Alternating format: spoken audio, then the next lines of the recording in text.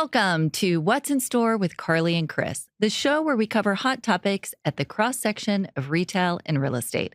I'm Karly Iacono, and I'm joined by my co-host, Chris Ressa. Chris, good morning. Good morning. It is a lovely January day in northern New Jersey. How's life for you? Feels like 6 when I woke up this morning. That's what it said.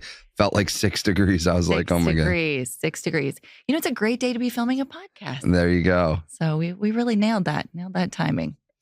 We are talking about something, I don't really know that it's contrarian, but I think it's bold today. And that is our prediction for 2026. And I think today we're going to start with a conclusion. We're going to just save the listeners some time and we're going to throw out the punchline and then defend it. Okay, let's go. Are you ready? We confidently think that 2026 is going to be a stronger year for retail real estate than 2025. Yes. And there are a lot of factors, and 25 was even a really good year. It was, yes. So we think we're going to top that on basically all fronts. We do. And I think we need to now say why. Let's go. Let's do it. So we're going to frame the start of this with where we're coming from 25. How did the year end up? And I think the most important thing we can look at right now, or the most current data that's come out, is holiday sales. So this is not just about specific retailers and gifts. It's really a look at the industry at the end of the year. And it's the confluence of a lot of factors that go into holiday sales. So why don't we start with the numbers? I'll throw out a stat and then let's talk about why. So MasterCard, Visa, everyone has their holiday sales numbers and they all seem to be a little bit different. 3.8%, 4.2, 4.1. I think we could settle on an average of 4%. That's what it feels like. Everyone's around 4%. Yes. Exactly. So there's some nuances, but let's just decide on 4% increase in spending over previous years, right? Well, sales increased, yes. Right. And that's above inflation. Yes. Obviously. And that's a key differentiator there. So why? Well, I think regardless of what you hear, any of the, I am very loath to like really dive into consumer sentiment reports.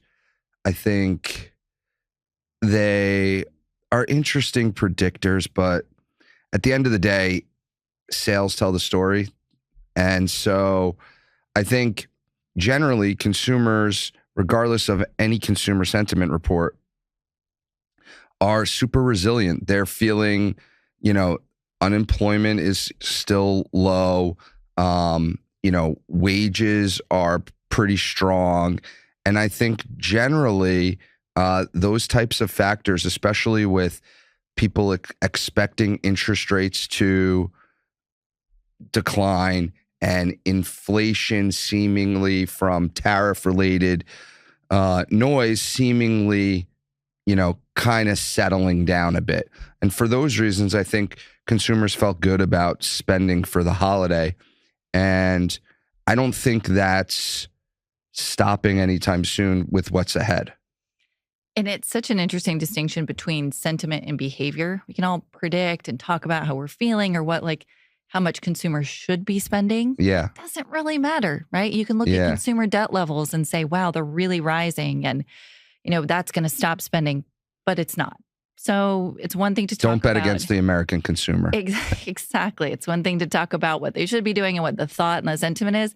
And then you look at the actual behavior and the numbers and you're like, well, okay, they're still spending. And that's really what's important to this discussion, right? Yeah.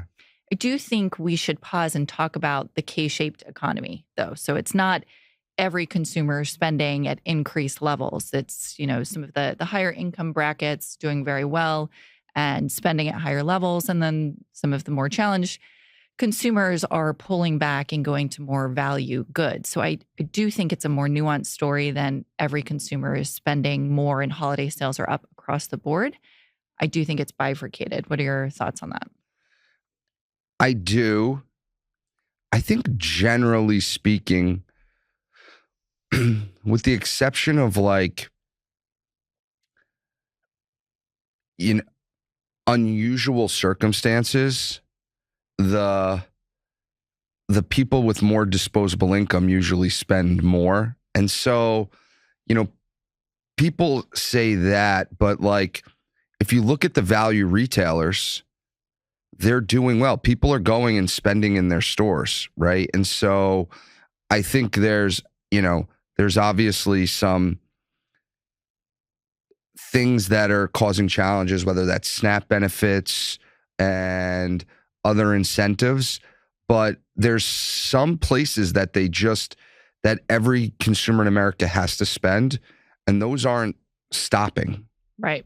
Grocery, services. Necessity-based stuff, yeah. Necessity-based, right. And for, at the end of the day, the value-driven space that, caters to not just that consumer, but every consumer, right? Everyone's looking for value. Value's always in vogue.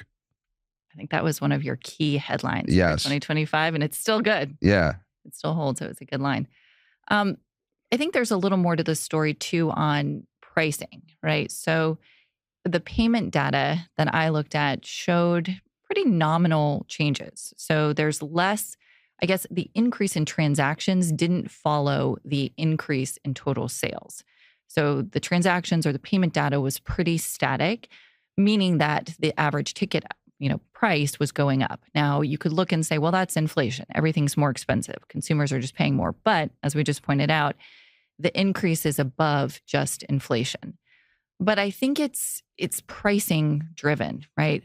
Retailers have been able to increase prices, again, that K-shaped economy on the goods they could. And then they're trying to balance that on the other side with more discounts for the value conscious consumer. If you look at, I think, why that is, right? To me, that's retailers getting much better operationally. And I think the lessons from inventory control from COVID continue to shape how retailers operate. And, one of the things, if you, Dana tells you, one of the things she's always looking at is what are the inventories that retailers are carrying forward and how are they doing at, because holding goods that don't sell is really a challenge for retailers. And I think, there's no major inventory challenges from retailers holding goods that they couldn't move. And when you put the right amount of product in the store and you nail inventory, you can push on pricing because you have only so much product. And, I had things that were out of stock, not because of supply stuff, because of demand side. And it was probably the right amount for them to create margin. Interesting. So do you think, touching on the supply side that you just brought up, do you think tariffs and the supply fluctuations and the onshoring and all of the changes we saw at the beginning of 25 have stabilized and that's no longer really a driving force on inventory levels? I don't know the exact answer. What I can say is I haven't seen like all the pictures of retailers who had empty shelves because they couldn't get product. There was some fear of that. I didn't see online where deliveries were 6 weeks out because the product wasn't available. And so I think there's a more stable, just from a consumer lens, it feels like a more stable supply chain. And again, I think the supply chains that retailers invested in and the inventory controls post-COVID seem to be paying dividends, especially in margin. So that's at least one big factor that was creating instability and challenge for retail in 2025 that hopefully has smoothed out for 26. Yeah. It seems like it has. There's a lot less discussion around tariffs. There's a lot less discussion around supply chain. And to your point, I'm sure there's still challenges there, but I don't think it's the same level. And if retailers performed as well as they did with those challenges in 2025, I think that's one factor that points to an even stronger year for 26. For sure. It's having that smoothed out. Let's move to retail bankruptcies. We had some big names at the beginning of last year that were a lot of space, right? Party City, we had Rite Aid. I I know Saks just filed this week, but that could be a restructuring, not a liquidation. Is there anything else on the horizon, or how does the bankruptcy landscape for retail look to you this year versus last? There's a lot less major large chains who are projected to file from a balance sheet perspective, right? We had Joann, Big Lots, Rite Aid, Party City, and these were thousands of stores. And one of the things I continue to find interesting is we had a pretty strong 2025 in the face of that, plus the tariff noise that happened in the beginning of the year. So if you eliminate those two things and everything else held constant, I don't know how it wouldn't be a better 2026 just on those two things alone. By the way, there's other positive tailwinds coming that we didn't have in 25. Ooh, okay. I don't know if I'm ready to unveil those yet, but good. Okay, I like some positivity. So just wrapping up the bankruptcy piece, I think the other side of that, though, is there was some space that was available for retailers to expand last year that we're not going to have this year. So if you're a retailer and you're doing well, that may not be a positive, right? You might want some bankruptcies of competitors or maybe even different sectors just so you can expand. So how do you think that's going to affect the lack of bankruptcies and the lack of space givebacks is going to affect retailers' expansion plans? I think that retailers who have really good rollout systems will find a way. I think one of the ways that they find a way is, I think this is the year of price. And I think the net effect of rent on retail real estate is going to move this year. And I think we've had, rent growth. We've also had rises in costs to install tenants. I think the net effective of that is going to be higher because of just pure supply and demand.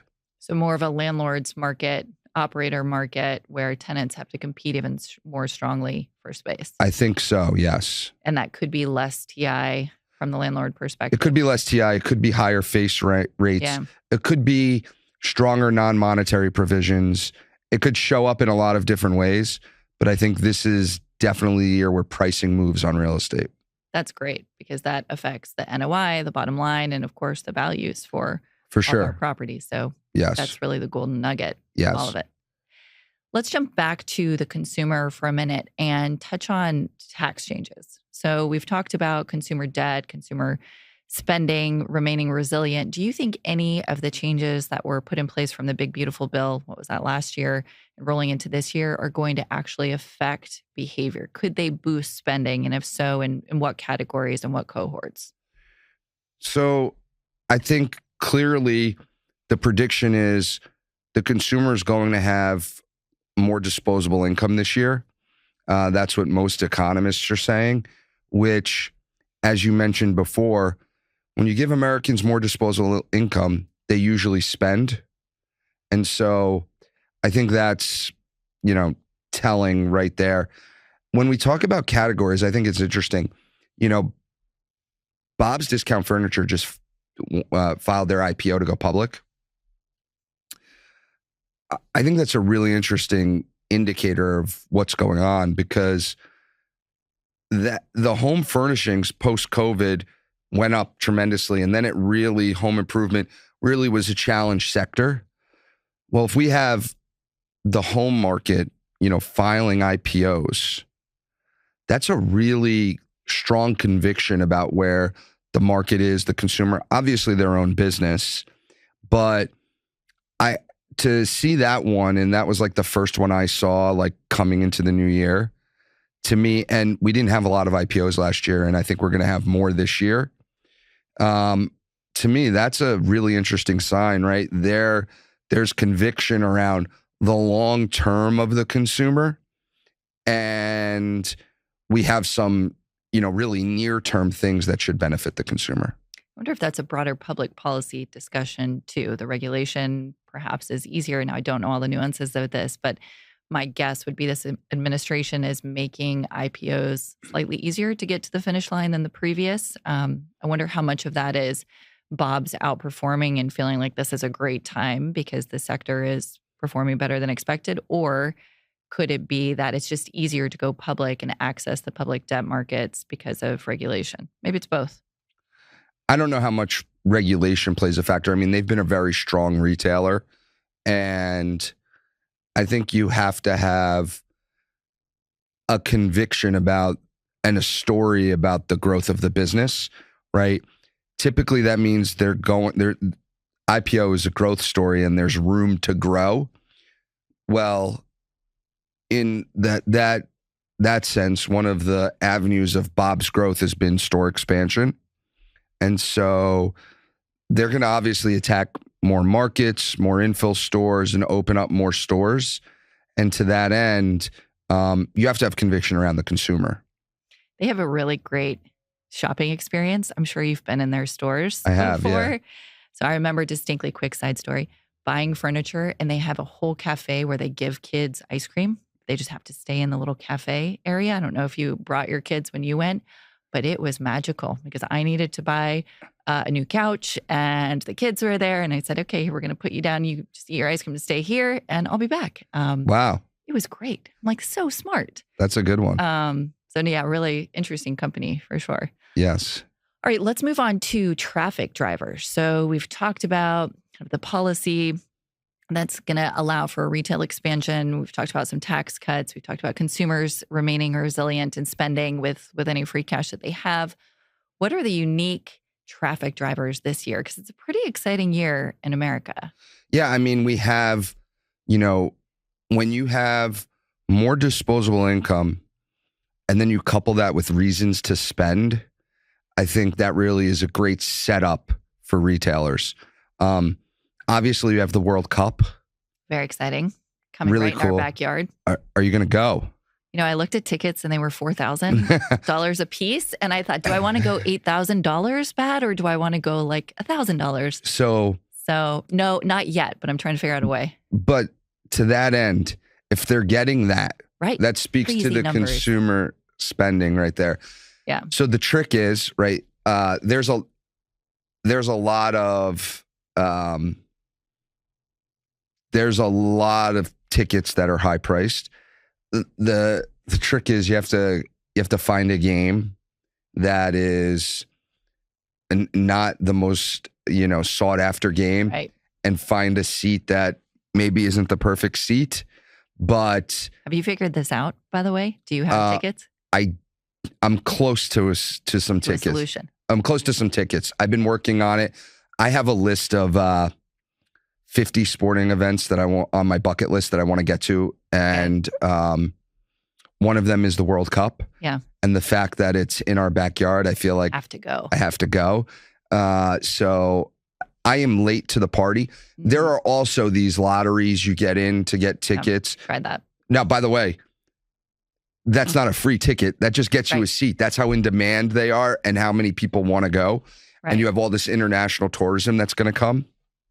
So we have Olympics. This is an Olympic year. Mm-hmm. Not in the U.S. though, right? Aren't no. they in Italy? Yeah, but it's just a reason to spend, right? There's going to be a lot of support around excitement, energy. And then we have America 250. Right. That's very exciting. I don't know exactly how that's going to unfold, but it feels like a big deal. Are we going to have parades, event? Like, what are you predicting for this? I don't know, but exactly. But I do think there's going to be a lot of pride and spending that comes around it. Even simple things like having a party creates a lot of spending. Yes, I can vouch for that. It does. I'm like, oh, I'll have a few people over. So I'm like, oh my God. We have a spot that like we have also, right? We have, you mentioned traffic drivers. In the beginning of the year, we had bankruptcy. In 2025, we had retail bankruptcies. Then we had Liberation Day and tariff noise. And so that led to some uncertainty and some pausing. So a lot of leasing got done in the second half of 26 for retail centers. Those stores aren't open yet. They're under construction. Those are going to open in 26. And that, new tenants in shopping centers are always exciting and reasons to come and increase traffic. And so when you couple all these things, the setup is just phenomenal for retail. Outstanding energy. Yeah. Really, just overall. Yes. Not to be a Debbie Downer, but any risks, any headwinds, AI, maybe. How do you think AI? There's a lot of things to offset, right? Like if interest rates come down, that'll help the consumer. Mm-hmm. And so those are positives. I think, we don't know of any black swan events. So black swan events could always... They wouldn't be black swan if we knew about them. Right. They take you down, right? But obviously, any acceleration in unemployment would be the biggest downer, in my opinion. And obviously everyone's trying to get to the secret AI solution that makes their business take off. And so that could be, and we say that's a risk. It's probably a short-term risk, right? Our pitch is that 2026 is meaningfully better than 2025 for retail real estate. I say short-term because clearly the pitch that the world is saying is that eventually AI is going to be better for all. Right. That's the positive, right? And so obviously in the short term, that could lead to some friction around getting to the end of the rainbow. So if that friction happens in 26, that could be an issue. Could be a slowdown. Yeah. And you're looking at that more from just job loss and the consumer not able to find a new job. So impacting spending. Yes. Potentially. I wonder how resilient the job market will be in creating the next wave of jobs, right? Because there's going to be new jobs There's going to be new jobs. That's why I said the short term versus long term. And right. all the people out there smarter than me that are making predictions feel like for the consumer, they're saying 2026 is going to be better than 25. And therefore, it feels like, I don't know, but it doesn't feel like that AI friction is going to happen at scale in 26. Maybe it does, but not sure. We have a little more runway. Maybe, I don't know. But you never know with AI. It's true. What about geopolitical tensions? I think, the theme of 26 is uncertainty is decreasing. We have more clarity on the market in a lot of ways. This is one area that, I don't know, it feels like there's a new adventure every day geopolitically. What do you think that could impact retail real estate in any way? I mean, indirectly, obviously, any geopolitical tensions that slow down the overall economy, sure. I'm no political economist or political expert. So what I would say is if there's some black swan event that, many Americans don't know about then that happens from a geopolitical sense, that could be at issue. It's very hard to predict that, though. We can only kind of look at what's going on now and go, So I wasn't aware, but there is and I know we shouldn't do this. I'm going to pull out my phone real quick. So there is I wasn't aware of this, but this is fascinating. Someone in my office told me. There is a website. This is when Chris goes rogue, everyone. No guarantees here. There's a website, the Pentagon Pizza Index. Okay. Are you familiar with this? I am not. So it's a real-time indicator of tension, real-time military tension indicator backed by pizza sales data. And so there are people who are tracking the Papa John's, the Domino's, and all the pizza spots in and around the Pentagon. Okay. And when those sales are spiking, every time the sales have spiked like some certain amount or something, and I don't know everything about it, it's led to some event that we Dramatic. hear about on the news the next day because the Pentagon, I guess the people in the Pentagon are staying up all night ordering pizza and doing this. That's actually pretty fascinating. It's amazing. I think that might be my new obsession. Yeah. So there's this, I'll send you the website. So there's this pizza tracker around the Pentagon that's supposed to be a leading indicator of military tensions. Wow. Yes. Watch, that's probably the most accurate thing that we hear in the news, right? Just forget all the other news channels. We're just going to watch the pizza tracking indicator. That's crazy. Yes. All right. That was a good tangent. Yes. I'm intrigued.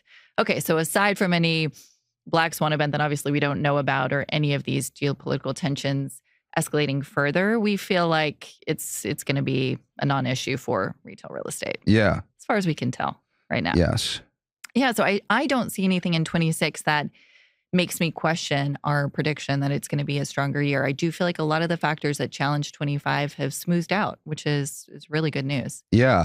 I mean, when you have tighter supply, like we've been talking, the world's been talking about tighter supply and increased demand, leasing velocity for space.